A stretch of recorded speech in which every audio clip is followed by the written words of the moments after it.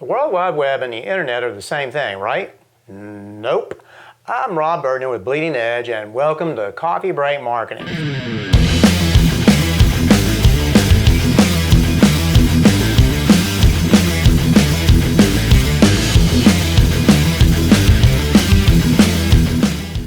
First, a lot of background. In 1958, the United States formed the Advanced Research Projects Agency, or ARPA, in response to the USSR launch of Sputnik. If you jump forward 7 years to 1965, we have a dedicated 1200 bit per second phone line linking a TX2 computer at the MIT Lincoln Lab with an ANFSQ32 at System Development Corporation in California.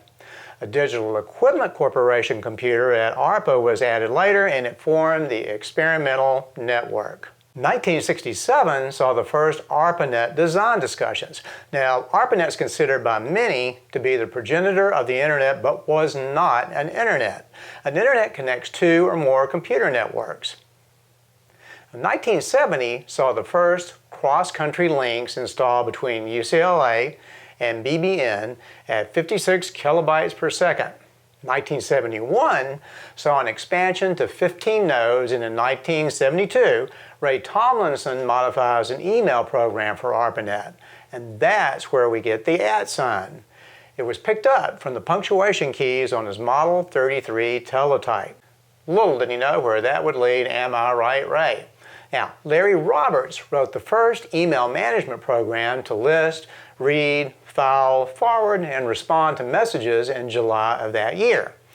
Just a year later, in 1973, the number of Arpanet users hit 2,000, with email composing 75% of traffic. Let's skip the rest of the 70s, though it did bring us The Clash, Blondie, and Aerosmith, and jump ahead to the early 80s in Vinton Cerf. Vinton developed the Transmission Control Protocol, TCP, and Internet Protocol, IP. Does that sound familiar? It should, and it's really important. TCP/IP was a standardization of protocols on the existing network. It allowed all the networks to speak to one another through the use of packets of information. So, who gets the credit for that? Probably Xerox and PARC Labs. Xerox developed the Ethernet in the 70s. Along with the first personal computer, which was called the Alto, and the GUI, or graphical user interface, that we still use today. So, why didn't Xerox rule the world? Xerox was focused on copiers. They thought Ethernet was a big deal because it would allow computers to share a single copier. One thing they did that was propitious was to invest $1 million in Steve Jobs and Apple in 1979. Along with handing over all of the PARC research to Steve, who would later say they had no idea what they had. The first Apple Macintosh was released in January 1984. This year, an original Apple I computer sold for a whopping $374,500. It's one of only 6 remaining working models and was built in 1976.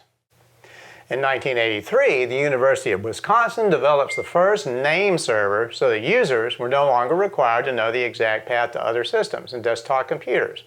Remember the IBM 5050 with the big floppy disk? I had one of those, and it cost more than my car. So things really speed up now. In 1984, the domain name system, DNS, is developed, resulting in much misery, even today, as web developers try to untangle and deal with DNS records. I'm boring myself. So to recap what we have so far, there was Arpanet in the 70s, then the development of the Internet in the 80s. To answer one of the questions that initiated this video, the Internet's everything you would consider to be online. Browsers, email, apps, in other words, some things that use browsers and some that don't. They all use TCP/IP from 1982. Internets are confined to a geographical space and aren't on the Internet. These include LANs and some other closed network used by companies and schools. So, to sound intelligent, you can talk about the Internet when you're yakking about the global network of interconnected computers or the act of connecting with said computers. And if you can't get online, it's your Internet connection, not your web connection. The World Wide Web is one app of many that uses the Internet and the one you're familiar with.